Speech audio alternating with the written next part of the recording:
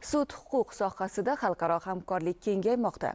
Aniqrog'i, Respublika sud ekspertiza markazi mutaxassislari Janubiy Koreyaning Incheon shahrida bo'lib o'tgan Osiyo sud ekspertiza tarmog'ining yalpi yig'ilishida va Osiyo Tinch okeani tibbiy huquqiy agentliklari assotsiatsiyasining uchrashuvlarida ishtirok etishdi.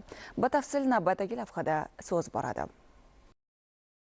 2025-yilning sentyabr oyida Janubiy Koreyaning Incheon shahrida Osiyo sud ekspertiza tarmog'ining yalpi yig'ilishi va Osiyo Tinch okeani tibbiy huquqiy agentliklari assotsiatsiyasining uchrashuvi bo'lib o'tdi. Ushbu tadbirlarda Adliya vazirligi va Hadicha Sulaymonova nomidagi Respublika sud ekspertiza markazi delegatsiyasi ham ishtirok etdi. Tadbirning birinchi kuni uchrashuvlarga boy bo'ldi. Muhim tomoni tarmoqqa a'zo davlatlar bilan hamkorlikni rivojlantirish, malaka oshirish hamda qo'shma loyihalar tashkil etishga kelishib olindi. Shuningdek, anjumanning kulminatsion nuqtasi 2028-yilda o'tkazilishi rejalashtirilayotgan Osiyo sud ekspertiza tarmog'ining yalpi majlisini O'zbekiston Respublikasida o'tkazish masalasi muhokama etildi. Chunki soha rivoji bo'yicha yurtimizda katta ishlar amalga oshirilmoqda. Bu albatta dunyo hamjamiyatini e'tiborini tortmoqda. Uchrashuv davomida zamonaviy tendensiyalar, so'nggi rusumdagi texnologiyalar, laboratoriya imkoniyatlari bilan tanishish asnosida Osiyo sud ekspertiza tarmog'iga a'zo davlatlar tajribalari solishtirildi. Yangi usullar va metodlar bo'yicha